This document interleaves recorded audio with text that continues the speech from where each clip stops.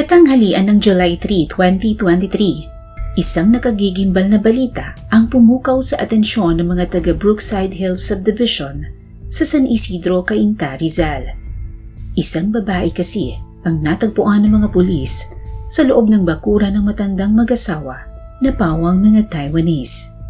Pinagkasya ito sa loob ng asul na plastic drum, saka ito tinakpan ng isa pang drum at saka sinelyuhan. Ang kawawang babae ay kinilalang si Maribel Bacsal na naninilbihan bilang caregiver ng bedridden na matandang lalaki. Paano siya napunta sa loob ng drum kung ang mga kasama nito ay ang uugod-ugod na matandang babae at bedridden pa ang inaalagaan nitong matandang lalaki? Ano nga ba ang tunay na sinapit ni Maribel Bacsal sa loob ng pamamahay ng kanyang mga amo? Alamin natin ang kwento sa likod ng kasong ito.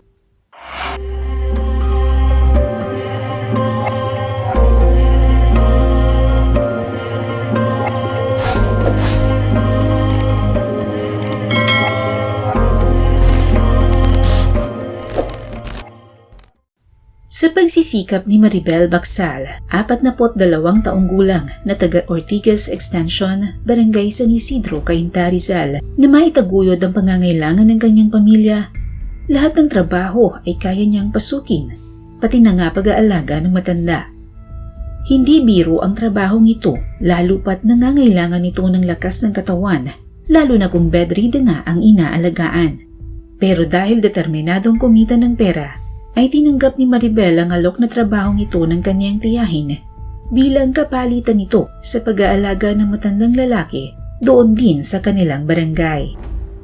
Sa arawang kita ni Maribel na 350 pesos kada araw, hindi ito sumasapat para sa kanilang pangangailangan. Kaya naman marami pa siyang pinapasok na sideline maliban sa regular niyang trabahong ito.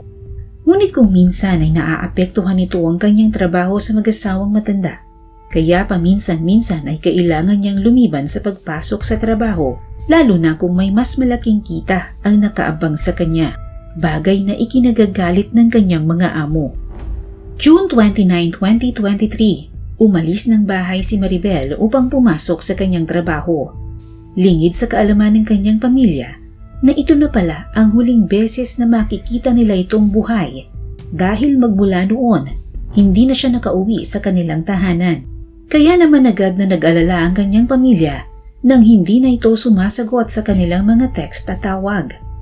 Napagdesisyonan ng mga tiyahin at anak ni Maribel na hanapin na ito sa bahay ng amo nito sa Brookside Hills Subdivision sa Barangay San Isidro. Ngunit nang makausap nila ang matandang babaeng si Christina Duncan, 80 taong gulang, sinabi nitong wala daw ang kanilang ina doon at hindi raw ito pumasok. Hinanap pa nila ito sa mga kakilala na maaaring pinuntahan ng kanilang ina, ngunit hindi pa rin nila ito natagpuan. Kaya naman ipinablatter na ng pamilya ang kanyang pagkawala. Kinabukasan, June 30, 2023, muli silang bumalik sa tahanan ng amo ni Maribel at sa pagkakataong ito ay may kasama na silang mga pulis. Ang matandang babaeng si Christina Duncan muli ang nakaharap ng pamilya at mga pulis. At tulad ng sinabi niya sa magkapatid, wala doon si Maribel at hindi raw ito pumasok dahil masakit ang ulo nito. Sa pagkakataong ito, tila naging magulo ang mga sagot ng matanda, kaya noon pa lamang ay nagduda na sa kanya ang mga pulis. Ganun pa man, wala nang nagawa ang mga pulis kundi umalis. Samantala, noong July 2, 2023, araw ng linggo, pumasok naman si Aling Ruby sa kanyang trabaho bilang kahalili ni Maribel sa pag-aalaga sa matanda tuwing araw ng linggo. Nooy tinanong ni Aling Ruby ang among si Christina kung pumasok ang kanyang pamangkin ni si Maribel, ngunit hindi ang naging sagot nito. Ang ipinagtataka ni Aling Ruby, naroon ang gamit ng kanyang pamangkin, kaya nagduda siya at nang tanungin niyang muli ang matandang babae, iba na ang naging sagot nito. Ayon sa matanda, nakalimutan niya na pumasok nga pala si Maribel. Dahil sa nagduda na si Aling Ruby sa matanda, inireport niya ang kanyang natuklasan sa mga pulis. Nang mga oras na iyon, Nakatanggap na rin pala ng tawag ang mga pulis mula sa mga residente ng Brookside Hills Subdivision tungkol sa masangsang na amoy mula sa bakuran ng mag-asawang Taiwanese. Kaya naman kinabukasan, July 3, 2023, muling nagtungo ang mga pulis sa tirahan ng mag-asawang matanda upang muling tanungin ang may-ari ng bahay at usisain kung ano ang mabahong amoy na nanggagaling sa loob ng bakuran ng mga ito. Pero muli silang hinarap ng matandang babaeng si Christina at mariin itong itinatanggi na naroon si Maribel at ang mabahong amoy daw ay mula sa isang patay na hayop. Pero dahil sa mga alanganing sagot nito, naghinala na ang mga pulis na may itinatago ito na ayaw niyang madiskubre ng mga otoridad. Kaya naman nagpumilit na ang mga pulis na pasukin ang loob ng bakuran. Pagpasok pa lamang nila sa loob, naging mas matindi pa ang masangsang na amoy kaya't sinundan nila kung saan ito nagmumula. Sa isang sulok ay pumukaw sa kanilang atensyon ang magkapatong na asul na plastic drum. Nakasara ang bibig ng pinagpatong na asul na drum, ngunit pilit nila itong binuksan. Dito na tumambad sa kanila ang pinanggagalingan ng masamang amoy. Si Maribel natagpoang wala ng buhay sa loob ng drum at ito'y nasa early stage of decomposition na. Ganun pa man ay hindi ito naging hadlang upang makilala ang biktima. Positibo itong kinilala ng kanyang mga kaanak na siya nga si Maribel na ilang araw nang nawawala. Natagpuan din ng mga otoridad ang isang patalim na hinihinalang ginamit na murder weapon. Pero dahil isang matandang babaeng 80 anyos, nahirap na sa pagkilos, at isang matandang lalaking bedridden ang kasama ng biktima sa loob ng bahay, alam ng mga pulis na kapwa wala silang kakayahan na gumawa ng ganoong krimen, lalo pat di hamak na mas malakas ang biktima sa mga ito. Kaya naman naging palaisipan kung sino ang maaaring gumawa noon kay Maribel para sa mga pulis. Samantala, ipinagtaka ng mga pulis ang biglaang pagdating ng isang grab car at sinusundo nito ang mag-asawang matanda para daw dalhin sa ospital.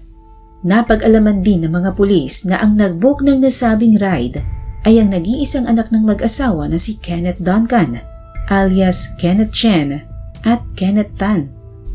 Sa pagpapatuloy ng kanilang investigasyon, napag-alaman ng mga pulis na si Kenneth Duncan ay dumadalaw sa bahay ng kanyang mga magulang paminsan-minsan, kaya itinuring siyang person of interest sa pagkakapaslang kay Maribel. Sa pahayag ng tiyahin ni Maribel na si Aling Ruby, ito lamang si Kenneth ang nag-iisang kaanak ng mag-asawa ang nagpupunta sa bahay ng kanilang amo.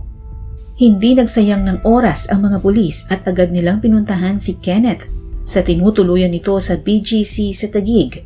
Ngunit nakaalis na raw ito at naghakot ng kanyang mga gamit noong araw na matagpuan ang bangkay ni Maribel sa bakuran ng kanyang mga magulang. Sa pagtugis ng mga pulis kay Kenneth, napag-alaman ng mga pulis na nakaalis na ng bansa si Kenneth at nagtungo na ito ng Taiwan noong July 3, 2023. Kaya naman mas lalong lumakas ang suspetsa ng mga pulis na si Kenneth ang responsable sa pagkamatay ni Maribel Bacsal at nooy itinuring na nila itong prime suspect sa krimen. Sa patuloy na investigasyon ng mga pulis, isa pang testigo ang lumapit at nagbigay ng kanyang pahayag tungkol sa kanilang amo. Tawagin natin siya sa pangalang Pido. Kasamahan si Pido ni Maribel sa trabaho at ayon sa kanya, masungit ang amo nilang matandang babae. Bawal magpahinga si Maribel at kapag ito'y nakikita niyang namamahinga, tinatalakan niya ito at kung minsan ay nananakit pa. Samantala, sa otopsiyang ginawa sa bangkay ni Maribel, lumabas na namatay ito sa taga sa iba't ibang bahagi ng kanyang katawan at mas marami sa kanyang tama ay sa bandang likuran. May tama rin ito sa kanyang ilong, tanda na dumanas ito ng matinding pahirap mula sa suspect na gumawa nito sa kanya. Ang ina ng suspect na si Christina Duncan ay kinasuhan ng accessory to the crime at obstruction of justice dahil sa pagtangka nitong itago ang krimen at pigilan ng mga otoridad na matagpuan ang bangkay ni Maribel at iligaw ang ginagawang investigasyon at ang posibleng pakikipagsabuatan sa pagkakapaslang kay Maribel. Nooy kasalukuyang naka-hospital arrest ang mag-asawang matanda dahil na rin sa kalagayan ng mga ito. Sa panayam ng mga pulis kay Christina Duncan, sinabi nitong madalas silang pagnakawan ng biktima. Sa palagay ng mga pulis, na nang malaman ng anak ni Christina na si Kenneth ang sinasabi nitong pagnanakaw ng biktima, ito'y labis na ikinagalit ng suspect at ito marahil ang naging motibo nito sa pagpaslang kay Maribel. Pero ito'y mariing pinabulaanan ng pamilya ni Maribel. Ayon sa kanila, hindi ito ang reklamo nila kay Maribel, kundi ang madalas nitong pag-day off sa trabaho. Samantala, hiningi naman ng pamilya ni Maribel ang proteksyon ng mga pulis dahil sa natatakot sila para sa kanilang buhay. Minsan na rin daw silang nagkatanggap ng pananakot na itigil na nila ang demanda at ito'y ipinapalagay nilang mula sa anak ng mag-asawa na nag-iisang suspect sa krimen. Nagkatanggap rin daw sila ng text message mula sa mismong numero ni Maribel at ayon sa text, huwag silang mag-alala dahil siya'y nasa mabuting kalagayan at siya ay buhay pa. Patuloy naman ang pakikipag-ugnayan ng mga pulis sa Interpol at sa bansang Taiwan upang mahuli ang suspect at pabalikin ito ng Pilipinas upang harapin ang kasong isinampa laban sa kanya. Ngunit magpahanggang ngayon ay wala pa ring nangyayari sa kaso. Patuloy naman ang umaasa ang pamilya ni Maribel na balang araw ay magkakamtan din nila ang hustisya para sa minamahal na kapamilya.